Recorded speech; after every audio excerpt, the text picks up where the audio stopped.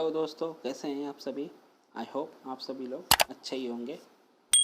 तो स्वागत है एक बार फिर से मेरे यूट्यूब चैनल एस लर्निंग पे। तो दोस्तों, आज हम लोग स्टैंडर्ड 7 के साइंस का 8 चैप्टर स्टैटिक इलेक्ट्रिसिटी, इसके बारे में पढ़ने वाले हैं इस चैप्टर में। तो ये चैप्टर काफ़ी इंटरेस्टिंग चैप्टर है और काफ़ी बड़ा है। तो इस चैप्टर को हम लोग 2 पार्ट में कवर करने वाले हैं। तो पहला पार्ट जो इस वीडियो में हम लोग कवर करेंगे और उसका दूसरा पार्ट नेक्स्ट वीडियो में कवर करेंगे। तो चलिए आज का वीडियो शुरू करते हैं। Now let's recall, do you have experience the instances given below. क्या बोला है यहाँ पर, जो नीचे इंस्टेंसेस दिए गए हैं वो एक्सपीरियंस किया है क्या आपने कभी। What is the cause of this effect, इन इफ़ेक्ट्स का रीज़न क्या है देखते हैं पहले। फर्स्ट, अ प्लास्टिक कॉम और ruler rubbed by dry hair attract the piece of paper. तो क्या है, प्लास्टिक कॉम और या फिर रूलर वो ड्राई हेयर पे अगर रब करके हम लोग पीस ऑफ पेपर के पास ले जाएं तो वो उसको अट्रैक्ट करता है। ये हमने 6th स्टैंडर्ड में ये देखा था। सेकेंड क्या है, if we pass near the polyester curtain again and again, it attracts toward us। अगर हम लोग पॉलिस्टर कर्टन उसके पास से बार बार गुजरते हैं तो वो हमें अट्रैक्ट करता है, मतलब हमारे तरफ अट्रैक्ट होता है। थर्ड है इसमें, if we rub a blanket with our hand and take near the metal object a spark seen in the dark. तो अगर ब्लैंकेट को रब करें और उसको मेटल ऑब्जेक्ट के पास नहीं है तो उनको अंधेरे में, डार्क में स्पार्क दिखाई देता है। तो इसका रीज़न क्या है, क्या रीज़न है इसका। The reason for that is electric charge. तो बच्चों, जो तीनों ही जो इंस्टेंसेस थे हमने जिनके बारे में पढ़ा, वो उनका कॉज क्या है, इलेक्ट्रिक चार्ज। ये सभी इलेक्ट्रिक चार्ज की वजह से होता है और इसके बारे में हमने स्टैंडर्ड 6 में डिटेल में पढ़ा हुआ था। तो अभी देखते हैं इलेक्ट्रिक चार्ज होता क्या है। Let's see, what do you do the above observation tell us। These examples are just glimpses of the electric charge that all objects in our surrounding hold in abundance। मतलब कि ये सिर्फ glimpses हैं electric charge का, जो हमारे surrounding में जितना भी ऑब्जेक्ट हैं उनमें अबंडेंस में, मतलब बहुत ज़्यादा मात्रा में इलेक्ट्रिक चार्ज प्रेजेंट है। Electric charge is stored even in our own bodies. तो यहाँ तक कि इलेक्ट्रिक चार्ज हमारी खुद की बॉडीज़ में भी प्रेजेंट होता है। All substance are made of very tiny particle. We know that the all substance, जितने भी सब्सटेंस हैं हमारे सराउंडिंग में, वो सभी किससे, स्मॉल टाइनी पार्टिकल से बने हुए हैं। इलेक्ट्रिक चार्ज एंड इंसेंट्रिक property of all this particles. तो इलेक्ट्रिक चार्ज क्या है, इंसेंट्रिक प्रॉपर्टी है इन सभी पार्टिकल्स की। दो in this way electric charge is abundantly present, it is always in hidden state. लेकिन जो इलेक्ट्रिक चार्ज अबंडेंटली, बहुत ज़्यादा मात्रा में हमारे चारों तरफ सभी सब्सटेंस में प्रेजेंट है, लेकिन वो हमेशा कौन सी स्टेट में रहता है, हिडन, छुपा हुआ रहता है, वो हिडन स्टेट में होता है। This is because of 2 opposite type of charges are present in equal number. और ये क्यों होता है, क्योंकि 2 अपोजिट टाइप के चार्जेस प्रेजेंट होते हैं, वो इक्वल नंबर में होते हैं in this substance when the positive charges and negative charges on the object are balanced। जब पॉजिटिव चार्ज और नेगेटिव चार्ज किसी भी सब्सटेंस में बैलेंस होता है तो वो द ऑब्जेक्ट इज न्यूट्रल। तो वो ऑब्जेक्ट क्या होता है, न्यूट्रल। दैट इज, उसका मतलब है there is a no charge on that object. उस ऑब्जेक्ट पर किसी भी तरह का चार्ज नहीं होता। If these charges are not balanced, the object said to be charged। लेकिन अगर ये चार्ज बैलेंस ना हो, एक टाइप का चार्ज अगर ज़्यादा हो तो वो ऑब्जेक्ट क्या समझा जाएगा? It is said to be charge object. Now next, how would two charge object interact with each other.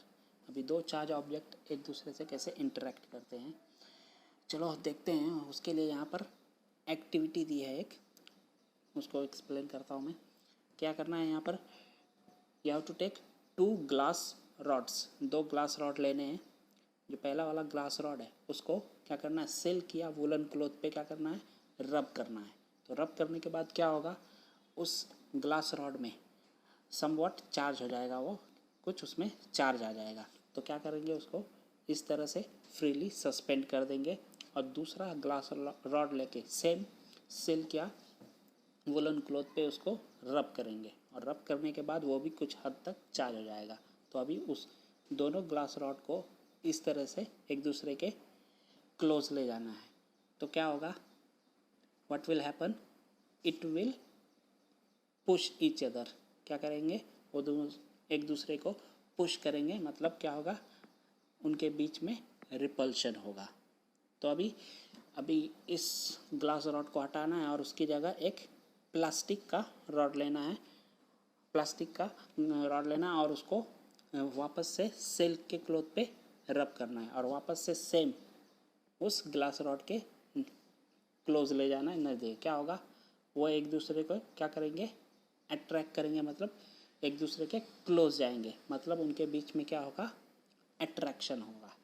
तो इससे क्या समझ में आता है हमको कि when two like charges come together they will push each other, means there is a repulsion between them.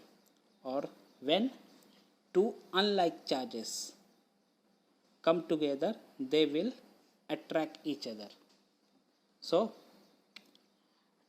जब दो लाइक चार्जेस होंगे तो उनके बीच में क्या होगा, रिपल्शन होगा. और जब दो अनलाइक चार्जेस होंगे तो उनके बीच में क्या होगा, अट्रैक्शन होगा. तो आई होप ये पार्ट तुमको रिपल्शन और अट्रैक्शन का आप सभी लोगों को समझा होगा. The scientist Benjamin Franklin name electric charge positive and negative charge. जो साइंटिस्ट बेंजामिन फ्रैंकलिन थे, उन्होंने जो इलेक्ट्रिक चार्जेस को पॉजिटिव चार्ज और नेगेटिव चार्ज ऐसे नाम दिए. नेक्स्ट चलिए आगे बढ़ते हैं.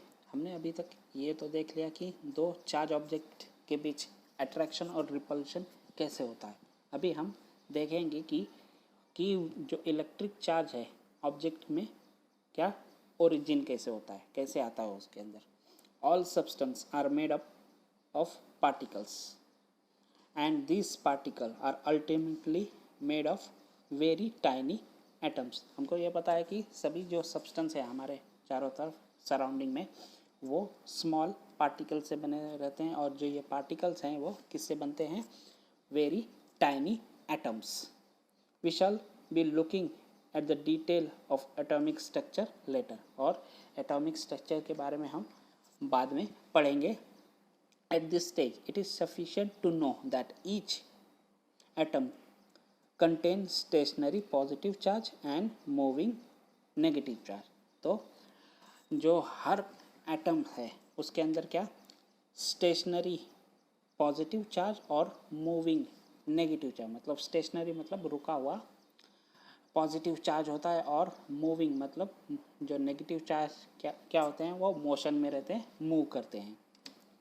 These two charge being perfectly balanced.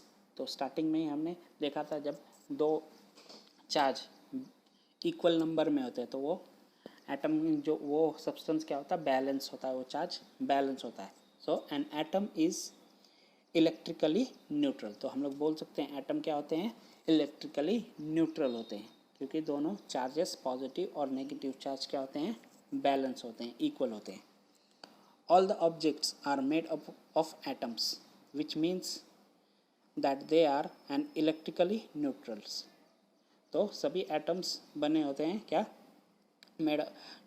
जो सभी ऑब्जेक्ट होते हैं वो किससे बने होते हैं, एटम से बने होते हैं. इसका मतलब कि सभी जो ऑब्जेक्ट हैं वो इलेक्ट्रिकली क्या होते हैं, न्यूट्रल होते हैं.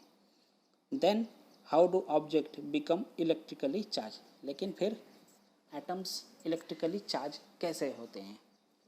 So for some reason the balance of electrically neutral atoms get disturb, किसी रीज़न की वजह से जो बैलेंस है, जो इलेक्ट्रिकली न्यूट्रल एटम्स हैं उनका जब डिस्टर्ब हो जाता है तो वो चार्ज हो जाते हैं। एग्जाम्पल के लिए अ सर्टन ऑब्जेक्ट आर रब अगेंस्ट ईच अदर, अगर कुछ ऑब्जेक्ट जैसे कि अगर दो ऑब्जेक्ट को एक दूसरे पे रब करें, rub against each other, the negatively charge particles on one object go to the other object, जो नेगेटिवली चार्ज पार्टिकल है, जो moving negatively charge particle charge है वो दूसरे ऑब्जेक्ट में ट्रांसफ़र हो जाएगा, वो दूसरे ऑब्जेक्ट में चला जाएगा।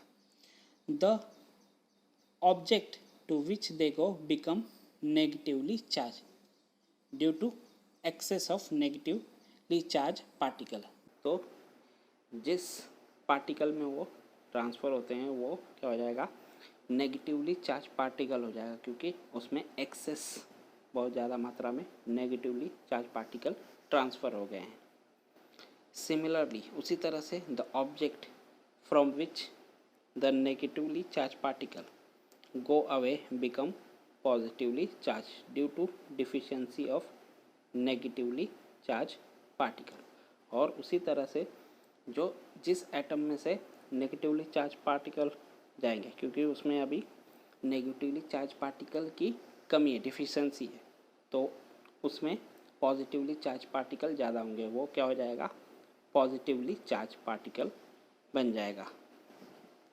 उसमें एक्सेस ऑफ जो पॉजिटिव चार्ज के जो पार्टिकल है वो ज़्यादा होंगे और नेगेटिव कम होंगे, तो वो क्या हो जाएगा, पॉजिटिवली चार्ज, और ये क्या हो जाएगा, नेगेटिवली चार्ज पार्टिकल बन जाएगा। It means that the two object being rubbed, one become positively charge and the other become negatively charge. तो इसका मतलब यह है जो दो ऑब्जेक्ट को रब किया तो एक उसकी वजह से एक क्या हो गया, पूरी तरह से नेगेटिवली चार्ज पार्टिकल बन गया और दूसरा पॉजिटिवली चार्ज पार्टिकल बन गया। अभी next frictional electricity. Frictional electricity क्या होता है उसके बारे में देखते हैं। The electric charge generated by friction is called frictional electricity. तो इलेक्ट्रिक चार्ज जो कि फ्रिक्शन की वजह से जनरेट होता है उसको बोलते हैं फ्रिक्शनल इलेक्ट्रिसिटी। फ्रिक्शन क्या होता है वो ऑलरेडी हमने 6th स्टैंडर्ड में सीखा हुआ है।